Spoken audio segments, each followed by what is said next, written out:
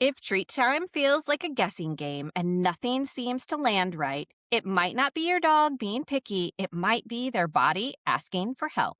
Welcome to The Dog Who Asked for More, a podcast for dog parents navigating the messy, complicated parts of life with dogs that no one really prepares you for. Each week, you'll hear honest, grounded conversations that help you better understand your dog, feel more confident in your choices, and strengthen the relationship you're building together. Treats are supposed to be the easy part. They're supposed to be the fun part. You grab something from your bag, your dog lights up, and everybody wins. But for a lot of dog parents, that's not actually how it goes. Maybe your dog turns their head away. Maybe their stomach gets upset later. Maybe training feels harder than it should because nothing really motivates them. Maybe you keep buying new treats, new flavors, new brands, and it still feels like you're guessing. And there's a quiet frustration that creeps in. Like, why is this so complicated? Why does something so small feel so hard? I'm Em, a dog mom, retired vet tech turned dog trainer and canine nutritionist who works with overwhelmed dog parents who love their dogs deeply but feel stuck, burned out, or unsure what their dog actually needs. And today we're looking at treat time a little differently, not just as rewards, but as information, as signals, as little clues about digestion, comfort, energy, and what a dog's body might actually be asking for. Marcy, could you please tell us what first made you look at treats differently? When I had my first two dogs, Munson and Max, they had major allergies. They had super sensitive stomachs. So I really had to start reading those ingredients. And long story short, they had passed away of an aggressive cancer. And I'm like, there's got to be a healthier form of treating and rewarding your dog that I'm just not seeing out there. Hence the beginning of Marcy's Pet Kitchen. When you look back, what patterns were you seeing with your dogs that didn't quite add up with the normal treats that everyone else was using? Well, the patterns were my dog constantly started getting ear infections. He was getting hot spots and itching. They would vomit it up if it didn't agree with their stomach. But mostly it was a lot of itching for them, allergy related triggers. And with my current love, Barkley, he unfortunately had alopecia because his allergies, but it was more from the allergies outside. A lot of people listening quietly recognize this and feel Mm, this very deeply because you give your dog a treat or you give your dog food and your dog turns their head away, walks away, and you're like, what yes. is Or happening takes it here? and drops it down. Yes. Did treat time look like that with you, with your dogs? Were they picky, did you feel like? Well, one of them was kind of picky, Max. My little black lab was kind of picky. Munson was very food motivated. However, Max was on the little pickier side. Why do you think that so many dogs automatically just get labeled picky or unmotivated or sensitive when it's actually something else that's probably going on? I think out of convenience and out of the fact that we do the best we can to look at the labels. We're always rushing and things get missed and it may say wheat and you're like, okay, like that's fine. It has a little wheat in it. It's maybe the middle ingredient, not a big deal. But every little trigger is a big deal. Your dog could have explosive allergies or even explosive diarrhea. Every dog's different. These symptoms that dogs have are usually triggered by two forms of allergies, the externals, which is outside, which everyone knows, the environment's been very crazy lately. Little bipolar, so it's going everywhere. And then obviously food sensitivities as well.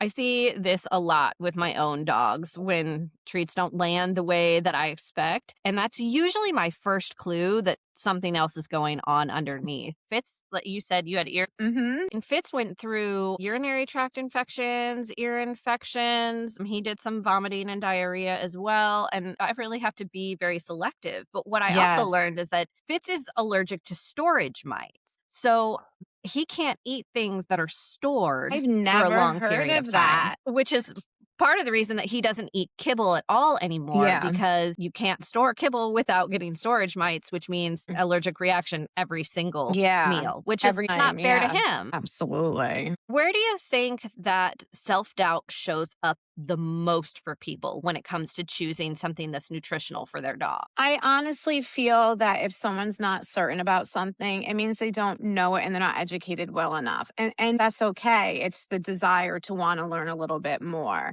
And there's a lot that's online that's false that you have to be careful about. Even like xylitol, they came out with another new name. I think it recently was wood sugar was another name for it. You do the best you can, and of course people learn from their experiences, which is huge. And so that's where I think prompts people to kind of dig a little bit deeper, because if we were interested in everything that was sneaking upon us or that's changing and pivoting or whatever, we'd have no brain cells left because we'd be focusing on everything. So I think having that drive and that uncertainty motivates you to want to learn a little bit more. And seeing your dog, have these itches or hot spots, it's not fun. And you can imagine what they're going through, because to cycle it through their body takes a hot minute. And it's true because I think a lot of us get that feeling where we're like, maybe I'm doing wrong. I know. And even when you know something, still sometimes people just are not sure because there's so many different outlets for information. That too. And like you said, Hmm. you gotta get curious and you gotta You start asking do. questions. And unfortunately, some of those questions get expensive because how I found Hmm. out Fitz was allergic was we did a blood allergy test. And if we hadn't done that, I would have never been able to figure out the problem. But And it they're very also, expensive. But if I yeah, can I think do it was about $400. exactly, and I would love to do something down the line with food allergy testing. Tell me a little bit about how this shifted you from going, something is wrong with my dog. They don't like these treats. They're getting these ear infections. It's happening over and over again. There's all these other symptoms. Why did that motivate you to start a treat company? Because I'm thinking in my head, I can't be the only one going through this. Whenever we're frustrated about something, we have to know, take a step back. We're not the only ones going through this. And knowing that I wasn't the only one really, really motivated me, because I knew that there was an audience for this. There was a consumer basis for this. 40 to 70% of like dogs that come into vets have allergies. I knew there was a place for it. And so this dog mom was going to take you all the way. So that's what motivated me. I feel like a lot of us are that way. We're like, I Hmm. see this problem. I would like to fix it. Let me just start a podcast Exactly. and help everyone. Exactly. Let me have a solution to this problem. I mean, the fact that everyone can pronounce the ingredients in it is huge. I don't see many treats where you can read it as if you're reading a list of pure foods that you're eating at your own dinner table. Tell me what has surprised you the most about your journey so far. Fact that I did it surprises me. I know it sounds silly, but we always know that there's so many obstacles and pivots during the journey, and you're so determined. And people might say, well, why wouldn't you? You're always very determined. But it's just there's so many hiccups in the road, and you just have to just sit back and just be very logical about it, but also be very intuitive about it and trust yourself. Because we all don't know everything. And we like to work with people that know more than us and be the silly person in the room because we absorb all that knowledge. And I think that's wonderful. But you got to take a step back for sure. Absolutely. It's definitely a journey when you start a business Hmm. and you have to learn all of these things and figure out how to Yeah. put them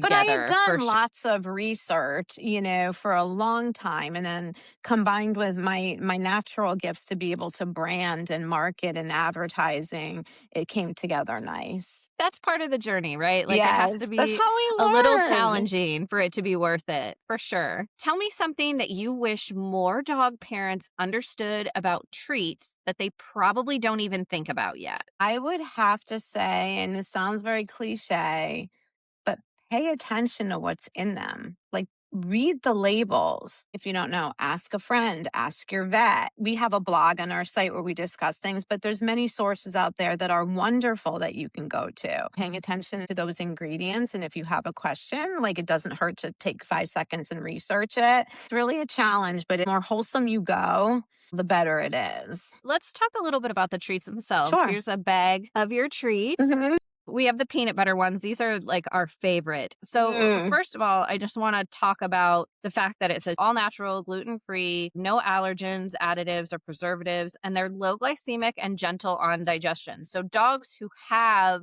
diabetes and things like that can actually still have these because they're just not loaded Yes. with sugar and carbs and all that Yes. stuff. Yes. So, Tell me a little bit about why you designed the treats the way that you did and why that was important to you. Marcy's Pet Kitchen, we always want to do one better for our pet parents and for their awesome dogs because they're family members, first and foremost. So, making these treats with the formula that I've provided and stuff to make the small batch treats with our all natural facility that we work with. We use the wholesome side of ingredients. So ones that you can pronounce like oat flour, because again, that is low glycemic when it goes into the body for these diabetic dogs. They need the complex carbs. And the reason why it was important for me is because diabetic dogs are underserved in this market. I feel no one pays attention to them because they feel it's not the big money maker. But you know what? They need a really great option.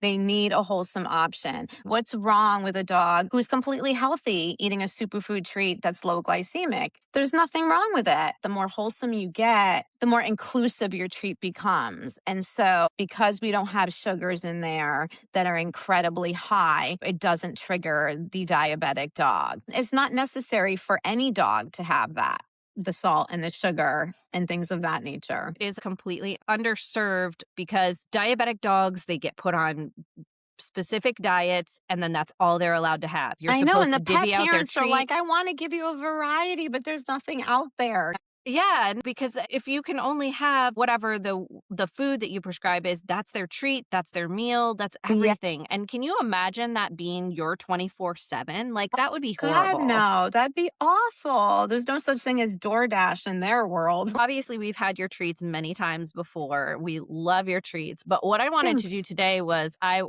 going to open this bag that I have here. You can see it's totally sealed. It's not open at Mhm. all. I wanted you guys to see Fitz's reaction because he is very selective about treats. He's got a ball in his mouth right now, so he's No. totally overstimulated. But I want you guys to see how he reacts when we open these treats. Let's see if he's already licking his lips. Come here. You want to come up here and get it? I love his necklace. His little collar That's from necklace. Dainty Paws. He said, "I'll It's take so that." awesome. Oh my god, And look that's it. so good. He He traded dropped it the for his ball. ball. Yeah, that's a huge deal. Okay, so let's do one more. Come here. You want it? Yes, that's so good. My god, so I'm, s- cute. I'm sure you can hear those crunches. You Yeah, want I another know that. one? He's like, "I'm just going to hang out here. You got a bag of treats." They are only All 5 right, to 7 calories each. you can have one more. That's good stuff. All right, so Yeah, there is your thank proof you. that these are good Science. treats. Fitz is even giving up his ball for them, which is a huge deal. If anybody It's has a like me ball giving up a my ball obsessed dog, it's like these are me the giving treats up for my you. coffee to sit down at a meeting, like, it's not happening. Exactly, exactly. Oh my gosh. All right, before we wrap up, I want to pause Sure. for something that we call answering the ask. Mhm. This is a moment where behavior, or even something small like food responses, stops being something to fix and starts being communication. Can you share a moment where treat time with one of your dogs wasn't just about training, but actually revealed something deeper about their body or comfort and what shifted when you truly listened to them? Okay, this is a difficult question, but I did have these moments. Barkley and I do what I call Barkley mommy time. So usually I'll go Barkley mommy time and we'll run in the bedroom and I'll jump in the bed and he'll hop on there by the pillows and he'll just cuddle with me and nuzzle. And Barkley mommy time usually lasts like 5 minutes to 10 minutes. But I had a treat this time and he was focused anyway, but we all know dogs are food motivated, a lot of them, and he just stared in my eyes, and I was trying to see how long, because a lot of dogs, they won't stare in your eyes. I don't know why. Maybe you would know, but it's like he just stared right back, and I swear it's like I felt all of Barkley, and he just saw how much that love was, and that's when I was like, "Oh my god." But yes, that's my moment with Barkley where I just felt like how much love he had, like this enormous amount of love towards me and vice versa. But I like felt that in that moment. It was crazy. Dogs are so incredible. They look us in our eyes like that. That means that they trust us fully. And a lot of Yes. dogs who won't look directly in the eyes are fearful or unsure in some way. And it's not Yeah. because you're a bad person or you don't have a good bond, but personally, I think that like when you require someone to like stare at you. Yeah, that's pretty uncomfortable for both people, It's very uncomfortable, but if a dog animal does that too. willingly, it's Mhm. like that's Well, such he a didn't do gift. it willingly at first. He kinda would look at me and then, like, look like this, and I was like, "Barkley." And the food was, like, right here, but I was like, "Barkley." And he would just stare, and it was like, oh my god, it was the coolest thing. It was a That is really neat very, very feeling. cool. Mhm. If someone listening right now feels frustrated or exhausted because treat time just isn't working the way that they hoped it would, what would you want them to remember? I would love for people during treat time to recall that it's not just a physical, tangible thing that's healthy that you're giving your dog. It's literally an exciting moment in your dog's world where, like, you're paying 100% attention to them and they're getting rewarded for it as well. And I truly think that, to be in the here and the now and appreciate those moments are wonderful. Also, to double check your bag ingredients. Would you please leave our listener with where they can find you and three of your favorite things about your treats? You can find us at marcyspetkitchen.com. We're in select stores in the country. And then three things that are amazing about the cookies. They taste wonderful. They're a little on the drier side, but they taste wonderful. They have a dandelion root, which is so gentle for the tummy, and the superfood alfalfa as well. And they are just so wholesome and healthy. And every ingredient was chosen because it has a wonderful benefit to it. Amazing. Thank you so much. It's easy to think that treats should just work, but sometimes they don't work because they're not just a snack. Sometimes they're information. Sometimes they're a signal. Sometimes they're the body saying, this doesn't feel good, or this isn't what I need right now. And if treat time feels messy or confusing or even frustrating, that doesn't mean you're failing your dog.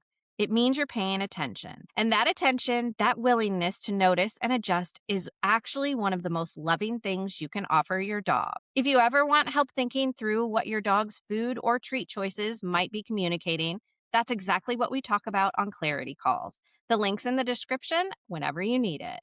So be kind, spread joy, and remember, sometimes the smallest bites reveal the biggest truths.